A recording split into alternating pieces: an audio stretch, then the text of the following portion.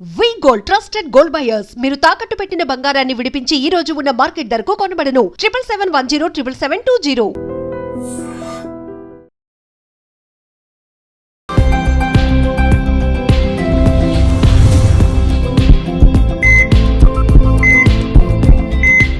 నమస్తే, welcome to healthy conversations with IT media. నేను మీ ఝాన్సీ. సో ఈరోజు మనతో ఉన్నారు doctor Harshad Jivalkar, specialist in orthopaedic shoulder surgery, specialisation shoulder surgeries అనమాట.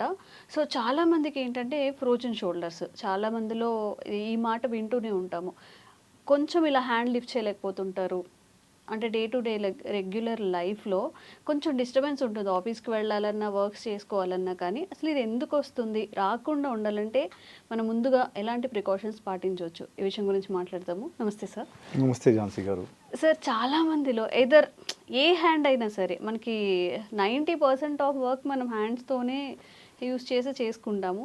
చిన్న విషయంగా అనిపించవచ్చు, బట్ చాలా ఎఫెక్ట్ చూపిస్తుంది మన లైఫ్ స్టైల్ని. ఈ ఫ్రోజన్ షోల్డర్స్ అనేవి ఎందుకు వస్తాయి అంటే, రాకుండా ఉండేది తర్వాత అసలు స్టార్టింగ్ ఏముంటుంది, రీజన్స్ ఏముంటాయి? సో బేసికలీ ఫ్రోజన్ షోల్డర్ అంటే ఏమిటి మనం అర్థం చేసుకోవాలి. సో షోల్డర్ వచ్చేసి it is a marvellous joint, it is a very very remarkable, అంటే చాలా అద్భుతమైన జాయింట్ అది. దానికి ఒక పెద్ద బాల్ ఉంటుంది చేతి ఎముక పైన. ఆ పెద్ద బాల్ని ఒక చిన్న సాకెట్లో కూర్చోబెట్టి మనం మూమెంట్స్ చేయాలి, బలం రావాలి, పవర్ రావాలి, అదంతా ఆ జాయింట్ అలౌ చేస్తుంది. సో దానికి ఆ పెద్ద బాల్ని సాకెట్లో కూర్చోబెట్టడానికి చాలా కవరింగ్స్ ఉంటాయి. సో సాఫ్ట్ టిష్యూ కవరింగ్స్, దానికి ఫ్లెక్సిబిలిటీ కూడా ఉండాలి, స్ట్రెంగ్త్ కూడా ఉండాలి ఆ కవరింగ్స్కి. సో ఫ్రోజన్ షోల్డర్లో బేసికలీ ఆ సాఫ్ట్ టిష్యూ కవరింగ్స్, ఆ బోన్స్ బాగానే ఉంటాయి, కానీ సాఫ్ట్ టిష్యూ కవరింగ్స్లో వాప్ వస్తుంది, ఇట్ బికమ్స్ ఇన్ఫ్లేమ్డ్. వాప్ వచ్చేసి స్కారింగ్ అయ్యి అది టైట్ అయిపోతుంది. అదేమవుతుంది, ఆ సాఫ్ట్ టిష్యూ కవరింగ్స్ మామూలుగా ఎలాస్టిక్గా స్ట్రెచ్ అవ్వాలి. మనం చేయి లేపినప్పుడు అవి ఎలాస్టిక్గా స్ట్రెచ్ అయ్యి మూమెంట్స్ అవన్నీ ఇవ్వాలి. కానీ ఫ్రోజన్ షోల్డర్లో బేసికలీ అవన్నీ టైట్ అయిపోతాయి, ఆ ఎలాస్టిసిటీ తగ్గిపోతుంది, ఆ బోన్స్కి అదంతా అంటుకుపోతుంది అది. అందుకే చేయి లేపడానికి వీలు కాదు. మనం బలవంతంగా ట్రై చేస్తే, లేకపోతే ఎవరైనా లేపి పట్టుకొని లేపడానికి ట్రై చేస్తే అది పెయిన్ వస్తుంది. Correct. So this is basically frozen shoulder. So sir, అదే ఎవరిలో వస్తుంది, పర్టికులారిటీ ఉందా అంటే, లైక్ ఉమెన్ అండ్ మెన్ లో ఇద్దరిలో వస్తుందా? రీజన్స్ ఏమవుతాయి ఫ్రోజన్ షోల్డర్ రావడానికి? యూజువలీ ఇద్దరికి వస్తాయి, మగోళ్ళకి కూడా వస్తుంది, ఆడవాళ్ళకి కూడా వస్తుంది. ఆడవాళ్ళలో కొంచెం ఎక్కువ ఉంటుంది, స్లైట్ ప్రిపాండరెన్స్ ఎక్కువ. యూజువలీ మిడిల్ ఏజ్ దాటిన తర్వాత, అంటే 40s 50s దాటిన తర్వాత వస్తాయి. దాని ముందు చాలా రేర్. దాని తర్వాత ఒక వయసు దాటిపోయిన తర్వాత 70-80 దాటిన తర్వాత కూడా చాలా రేర్. కానీ 40 to 60 ఏజ్ గ్రూప్లో మిడిల్ ఏజ్ దాటిన తర్వాత కొంచెం వస్తుంది ఇది. రెండు షోల్డర్స్లో వస్తాయి, రైట్ షోల్డర్, లెఫ్ట్ షోల్డర్ సమానంగా వస్తాయి. దానికి కొన్నిసార్లు మనకి కారణం దొరుకుతుంది, కొన్నిసార్లు కారణమేమి ఉండదు, రీజన్ కూడా తెలియదు. కానీ మెజారిటీ పేషెంట్స్లో డయాబెటీస్ ఒక చాలా ఇంపార్టెంట్ కారణం. సో మీరు నోటీస్ చేసే ఉంటారు, మన ఆడియన్స్ మెంబర్స్ కూడా చాలా మంది ఉంటారు, డయాబెటిక్స్ లో ఫ్రోజన్ షోల్డర్ అవ్వడం, షోల్డర్ నొప్పి రావడం, వాళ్ళు అట్లీస్ట్ షర్ట్ బనియన్ వేసుకోవడానికి కూడా, ఇలా లిఫ్ట్ చేయడానికి కూడా ఇబ్బంది పడుతూ ఉంటారు. చాలా చిన్నదే బట్ చాలా పెద్ద. ప్రతిసారి ఎవరొకరు హెల్ప్ తో చేయాలన్నా కానీ ఇబ్బంది, ఈజీ. I know. అంటే చాలా మంది తల దూకోవడం, బేసిక్ చిన్న చిన్న పనులు, షర్ట్లు వేసుకోవడం, బ్లౌజులు వేసుకోవడం, బ్రా పెట్టుకోవడం, అవన్నీ చాలా ఇబ్బంది పడతారు. ఏదైనా పై నుంచి అల్మారా బీరువా నుంచి పైనుంచి తీయాలంటే కూడా చేయి లేపాలి. సో చాలా ఇబ్బంది పడుతుంది. సో మనం మళ్ళీ కారణాల గురించి మాట్లాడదాం దీనికి. సో డయాబెటీస్ ఉంటుంది. సో చాలా మందికి ఆల్రెడీ డయాబెటిక్స్ ఉంటారు. ఆ షుగర్ కంట్రోల్ కొంచెం తప్పిపోతే, షుగర్ లెవెల్స్ పెరిగితే, లాంగ్ టర్మ్లో ఆ షుగర్స్ పెరిగి ఉంటే ఇట్లా ఫ్రోజన్ షోల్డర్స్ వచ్చే అవకాశాలు ఉంటాయి. కొంతమందికి అయితే వాళ్ళకి తెలీదు వాళ్ళు డయాబెటీస్ ఉంది అని. వాళ్ళు నా దగ్గర వస్తారు, ఇట్లా నొప్పి ఉంది అని చెప్తే, నేను ఫ్రోజన్ షోల్డర్ ఉంది, మీరు ఒకసారి షుగర్ చెక్ చేసుకోండి అని పంపిస్తే ఆ టెస్ట్లో ఫస్ట్ టైం బయటపడుతుంది డయాబెటీస్. సో అట్లా కూడా ఉంటారు. సో డయాబెటీస్కి ఫ్రోజన్ షోల్డర్కి చాలా స్ట్రాంగ్ అసోసియేషన్ ఉంది. ఎందుకో ఎగ్జాక్ట్లీ అది చాలా థియరీస్ ఉన్నాయి, బట్ టెక్నికల్గా కాకుండా మీకు ఇట్లా దెబ్బ తగలకుండా ఇట్లా ఫ్రోజన్ షోల్డర్ వస్తుంది అంటే ఒక్కసారి షుగర్స్ చెక్ చేసుకోవాలి. Okay okay, number 1. అప్పుడప్పుడు స్ట్రోక్ అయిన తర్వాత, పారాలిసిస్ అయిన తర్వాత మనం ఎక్కువ ఎక్సర్సైజెస్ చేయలేకపోతాం. సో ఆ వీక్నెస్ వలన కూడా ఫ్రోజన్ షోల్డర్ వస్తుంది. హార్ట్ ప్రాబ్లమ్స్ ఏవైనా ఉంటే, ఎస్పెషలీ హార్ట్కి ఏదైనా పేస్ మేకర్ పెట్టారు, ఐసీడీ కార్డియాక్ డివైస్ ఏదైనా పెట్టారు అనుకుంటే, సో దాని వలన కూడా ఫ్రోజన్ షోల్డర్ ఛాన్సెస్ ఎక్కువ అవుతాయి. ఓకే అప్పుడప్పుడు చిన్న చిన్న దెబ్బలు ఏదైనా తాకుతాయి, major fractures, dislocations, major sports injuries కాకుండా మైనర్ ఏమైనా ఇంజురీస్ ఉంటే కూడా లోపల ఇన్ఫ్లమేషన్ స్టార్ట్ అవుతుంది, ఇంకా ఫ్రోజన్ షోల్డర్ అయిపోవచ్చు. ఓకే నేను చెప్పినట్టు కొంతమందికి మనకేం కారణం కూడా తెలియదు, ఎందుకు అవుతుందో తెలియదు. కొంచెం జెనెటిక్ ప్రిపాండరెన్స్, జెనెటిక్ ప్రొపెన్సిటీ కూడా కొంచెం ఉండొచ్చు, బట్ Okay. ఇవి కారణాలు ఉంటాయి. ఓకే సో సార్ ట్రీట్మెంట్ ఎలా ఉంటుంది? ఓ, త్వరగా బయటపడచ్చా లేకపోతే సర్జరీ వరకు వెళ్ళే కేసెస్ ఏమైనా ఉంటాయా? That's a very good question Jhansi గారు. సో యూజువలీ డిలే ఎప్పుడు అవుతుంది, ట్రీట్మెంట్ డిఫికల్ట్ ఎప్పుడు అవుతుంది, వాళ్ళు హెల్ప్ తీసుకోవడం ప్రొలాంగ్ చేసుకొని, ఇవి నెగ్లెక్ట్ చేసి, ఇగ్నోర్ చేసి, కొన్ని నెలల్లో తగ్గించే ఇబ్బంది వాళ్ళు లాగి లాగి లాగి కొన్ని సంవత్సరాలు కూడా గడపవచ్చు ఇట్లానే. సో ఎర్లీ డయాగ్నోసిస్ చేస్తే ట్రీట్మెంట్ ఈజీ అవుతుంది, రికవరీ తొందర అవుతుంది. సో యూజువలీ తొందర వస్తే సర్జరీ గిజరీ ఏం అవసరం పడదు.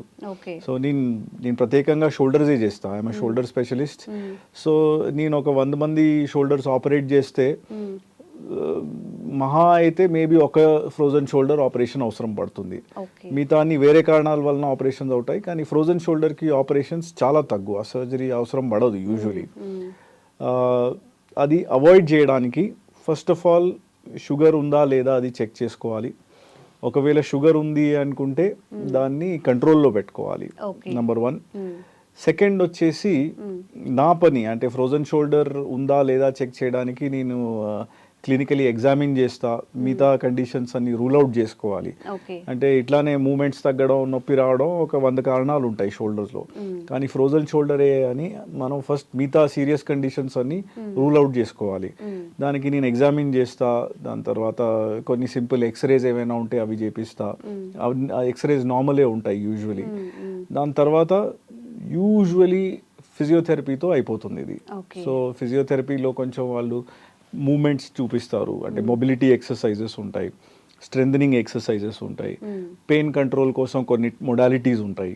సో ఆ పెయిన్ కంట్రోల్ చేసుకోవడం, అవసరం పడితే సింపుల్ పెయిన్ కిల్లర్స్ ఏవైనా తీసుకోవచ్చు, ఆయింట్మెంట్, స్ప్రేస్ అన్నీ వాడచ్చు. కానీ మెయిన్ ట్రీట్మెంట్ వచ్చేసి 2 ఎక్సర్సైజెస్ ఇంకా షుగర్ కంట్రోల్లో పెట్టుకోవడం. ఈ 2 చేసుకుంటే ఈజీలీగా ట్రీట్ అయిపోతుంది. ఓకే సార్ ఎప్పుడైనా కానీ మీరు చెప్పినట్టుగా ప్రొలాంగ్ చేసుకొని వెళ్ళొచ్చులే, ఏముంది తగ్గిపోతుంది అని చెప్పి ఒక సీరియస్ కండిషన్ వరకు తెచ్చుకున్న పేషెంట్స్ ఉన్నారా? అవును, డెఫినెట్లీ చాలా మంది ఉంటారు. అంటే ప్రపంచంలో ఇప్పుడు ఎస్పెషలీ ఇండియన్ కమ్యూనిటీలో మదర్స్ ఉంటారు, ఆడోళ్ళు ఉంటారు, వాళ్ళు ఇంటి పనిలో ఎంత ఇన్వాల్వ్ అయిపోతారు, వాళ్ళు సొంత హెల్త్ నెగ్లెక్ట్ చేసుకొని అన్ని సాక్రిఫైస్ చేస్తారు అది. సో అలాంటి ఆడోళ్ళు కూడా చాలా వస్తారు. వాళ్ళకి అంటే ఒక లెవెల్ దాటిన తర్వాత ఫిజియోథెరపీతో యూజువలీ పని అవ్వకపోవచ్చు. సో ఫిజియోథెరపీ ఎర్లీ స్టేజెస్లో చాలా బాగా పనిచేస్తుంది, కానీ అది మొత్తం టైట్ అయిపోయింది, స్కారింగ్ అయిపోయింది, అసలు మూమెంట్స్ చాలా ఇబ్బందిగా ఉంది అనుకుంటే అప్పుడు నేను చేయాలి ఏదో ఒకటి. అంటే నా దగ్గర వస్తే షోల్డర్ జాయింట్లో ఇంజెక్షన్ ఇస్తాను నేను అప్పుడప్పుడు. సో ఫిజియోథెరపీ అయిన తర్వాత కూడా ఇంప్రూవ్మెంట్ లేకపోతే ఒక షోల్డర్ జాయింట్లో ఇంజెక్షన్ ఇస్తే చాలా వరకు ఆల్మోస్ట్ 80% వరకు రిలీఫ్ వస్తుంది. ఆ ఇంజెక్షన్ తర్వాత కూడా ఫిజియోథెరపీ చేయాలి, షుగర్ కంట్రోల్ చేయాలి. వెరీ వెరీ రేర్లీ, అంటే 1 in 100s అనుకోవచ్చు, వాళ్ళకి అది లోపల టైట్ ఫుల్ అయిపోతుంది, గట్టిగా టైట్ అయిపోతుంది.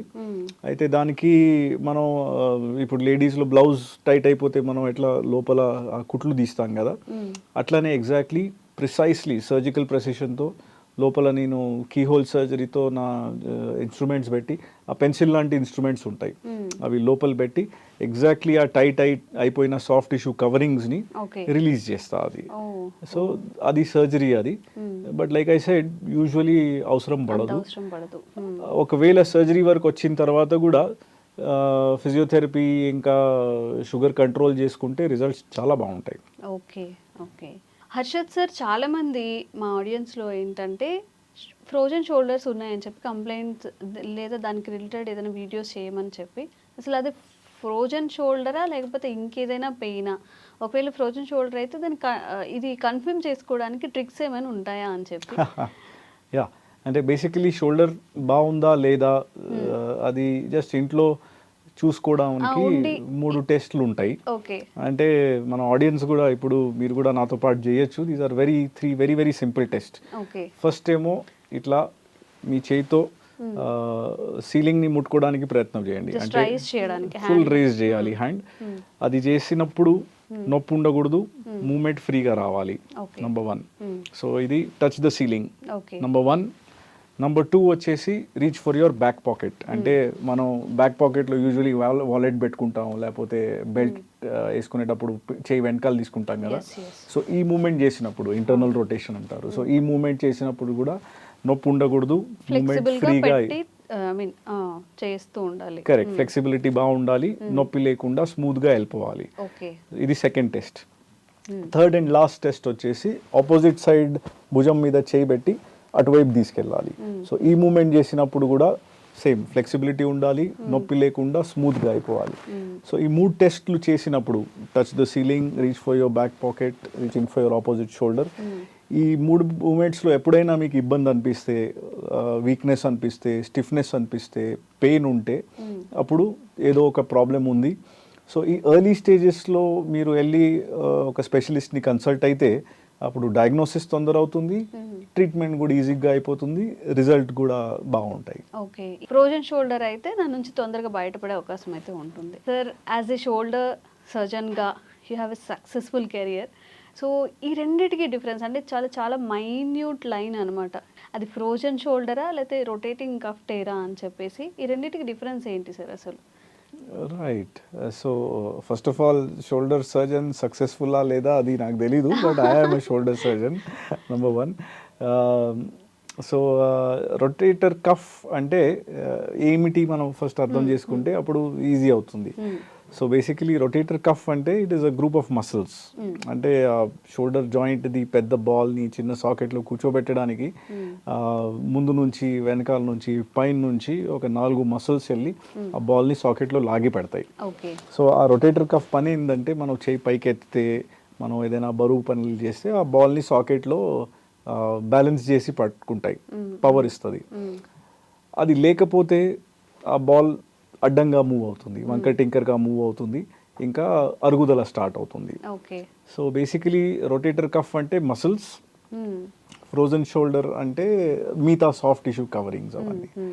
సో రొటేటర్ కఫ్ డ్యామేజ్ అయితే, దాంట్లో స్ట్రక్చరల్ డ్యామేజ్ ఏదైనా అయితే, అంటే ఫర్ ఎగ్జాంపుల్ అది తెగిపోతే పూర్తిగా, లేకపోతే సగంగా తెగిపోతే, దెబ్బలు తగిలిన తర్వాత తెగిపోవచ్చు. అప్పుడప్పుడు షోల్డర్ పైన ఒక రూఫ్ లా ఉంటుంది, అటుకులా ఉంటుంది. సో ఆ బాల్కి రూఫ్ మధ్యలో గ్యాప్ సరిపోక రొటేటర్ కఫ్ మీద ప్రెషర్ వలన, ఫ్రిక్షన్ వలన స్లోగా కట్ అయిపోతుంది. సో ఈ 2 కారణాల వలన, ఇంపింజ్మెంట్ అంటారు దాన్ని. సో ఈ 2 కారణాల వలన రొటేటర్ కఫ్లో స్ట్రక్చరల్ డ్యామేజ్ అవ్వచ్చు. అదైతే కూడా నొప్పి అవుతుంది, ఫ్రోజన్ షోల్డర్ లానే నొప్పి అవుతుంది, కానీ ఫ్రోజన్ షోల్డర్లో బలం కూడా తగ్గుతుంది. సో ఎట్లా ఉంటుందంటే ఫ్రోజన్ షోల్డర్లో అసలు చేయి పైకి వెళ్ళదు, లిఫ్ట్ చేయడానికి, అంటే మనం సొంతంగా లిఫ్ట్ చేయడం లేకపోతే సపోర్ట్తో కూడా పైకి వెళ్ళదు. రొటేటర్ కఫ్ టేర్లో యూజువలీ ఆ మూమెంట్ సొంతంగా కాదు. సో సొంతంగా లిఫ్ట్ చేయడానికి వెళ్తే అది వెళ్ళదు, కానీ సపోర్ట్ చేస్తే ఈజీగా వెళ్ళిపోతుంది. సో ఫుల్ థిక్నెస్ టేర్స్లో ఆ మూమెంట్ ఉందా లేదా, విత్ సపోర్ట్ ఉంటుంది కానీ విదౌట్ సపోర్ట్ ఉండదు. So that is the hallmark of a full thickness rotator cuff tear. అంటే మధ్యలో కొన్ని కండిషన్స్ ఉంటాయి, దాంట్లో నొప్పులు కూడా ఉంటాయి. సగమే ఈ మిడ్ రేంజ్లో పెయిన్ ఉంటుంది, దాన్ని పెయిన్ఫుల్ ఆర్క్ అంటారు. సో పెయిన్ఫుల్ ఆర్క్ సిండ్రోమ్స్ ఉంటాయి. పార్షియల్ టైర్స్లో మూమెంట్ ఉండొచ్చు కానీ నొప్పి ఉంటుంది. సో కొన్ని వేరియేషన్స్ ఉన్నాయి, బట్ ఓవరాల్ ఫ్రోజన్ షోల్డర్లో మూమెంట్స్ ఉండవు, ఇంకా రొటేటర్ కఫ్ టైర్స్లో యాక్టివ్ మూమెంట్స్ ఉండవు, బట్ ప్యాసివ్ మూమెంట్స్ ఫుల్ ఉంటాయి అని గుర్తుపెట్టుకుంటే సరిపోతుంది. ఓకే సార్, మరి దీనికి ట్రీట్మెంట్ ఏముంటుంది? మెడిసిన్తో సరిపోతుందా? ఏదైనా స్పెషల్ కేసెస్లో సర్జరీ వరకు వెళ్ళాల్సి వస్తుందా? That's a very good question.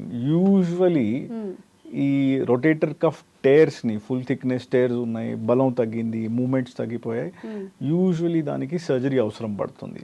Okay. దాంట్లో కూడా అంటే ఆఫ్ కోర్స్ దాంట్లో ఎక్సెప్షన్స్ ఉంటాయి, but usually young people, active people, especially దెబ్బ తగిలింది, లేకపోతే ఓవర్ యూజ్ ఇంజురీ అంటారు, అంటే జిమ్లో వర్కౌట్ చేసి, లేకపోతే అథ్లీట్స్లో ర్యాకెట్ స్పోర్ట్స్లో బ్యాడ్మింటన్ ఆడేవాళ్ళు, బౌలింగ్ చేసేవాళ్ళు, కొంతమంది ఎలక్ట్రీషియన్స్, ప్లంబర్స్, పెయింటర్స్ పైన చేయిట్లా పైకి పెట్టి ఓవర్ హెడ్ మూమెంట్స్ ఎక్కువ చేసే వాళ్ళకి ఇదైతే స్ట్రక్చరల్ డ్యామేజ్ ఉంటే దానికి సర్జరీ ఆల్మోస్ట్ కంపల్సరీ. ఓకే.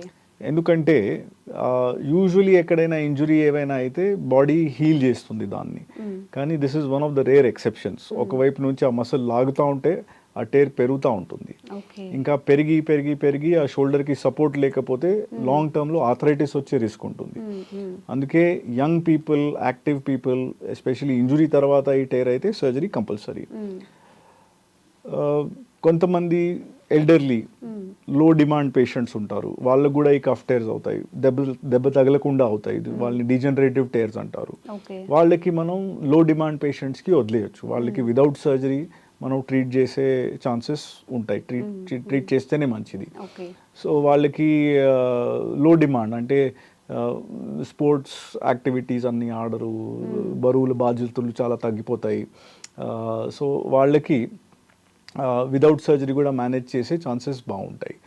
కానీ నొప్పి ఉండకూడదు. సో నొప్పి తగ్గించడానికి మెడికేషన్ ఉంటుంది, ఫిజియోథెరపీ ఉంటుంది, ఒకవేళ స్టిరాయిడ్ ఇంజెక్షన్ ఇవ్వగలుగుతా షోల్డర్లో, దాంతో క్యూర్ అయిపోతే పేషెంట్స్ హ్యాపీ ఉంటే that's the end of the story. కానీ ఒకవేళ దాని తర్వాత కూడా నొప్పి ఉంది, ఇబ్బంది ఉంది, లైఫ్ డిస్టర్బ్ అవుతుంది, మనం మాట్లాడినట్టు పనులు చేయడం ఇబ్బంది అవుతుంది అనుకుంటే అప్పుడు వాళ్ళకి కూడా సర్జరీ అవసరం పడవచ్చు. సో ఇది యూజువలీ ఫ్రెష్ టేర్స్కి ఇది కథ ఉంటుంది.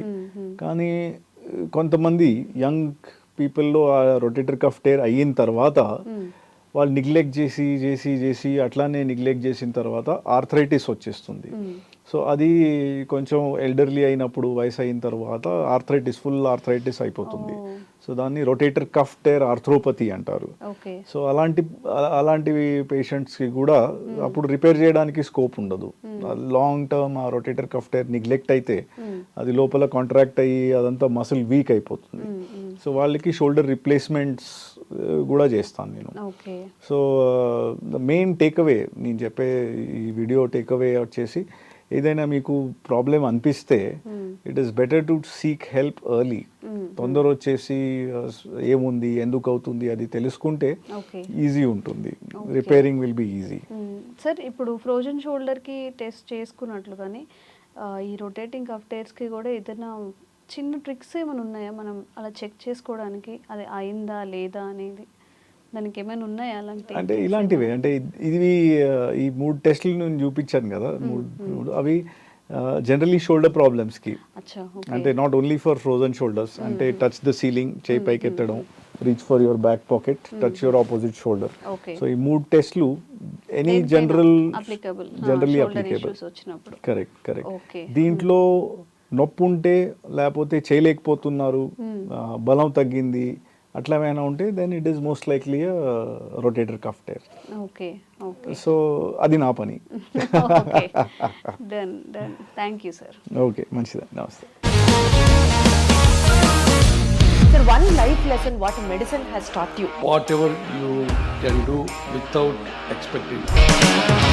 బట్ ఐ రియలీ బిలీవ్ మన పాజిటివ్ యాటిట్యూడ్ ఉంటేనే మనం ఏదైనా సాధించగలం. గట్ని మనం కరెక్ట్గా డీల్ చేసినట్లయితే అది మనకి పాజిటివ్ హార్మోన్స్ని రిలీజ్ చేస్తుంది. షుగర్ వచ్చిన వాళ్ళ పరిస్థితి ఏంటి? పొట్ట దగ్గర పెరిగితే దాన్ని ఆండ్రాయిడ్ అంటారు, ఆండ్రాయిడ్ ఫోన్ కదా. అసలు థాట్స్ ఎందుకు వస్తాయి? బ్రెయిన్ డెడ్ అంటే దానికి ప్రపంచం అంతా కూడా కొన్ని నిర్దిష్టమైనటువంటి లక్షణాలు ఉన్నాయి. మానసికంగా ధైర్యంగా ఉంటే క్యాన్సర్ జయించవచ్చు. You are a doctor for a cause sir, అంతే. వాళ్ళకి వచ్చిన ఆదాయం కాకుండా ఫ్రీ సర్వీస్ ఎంతమందికో చేస్తుంది.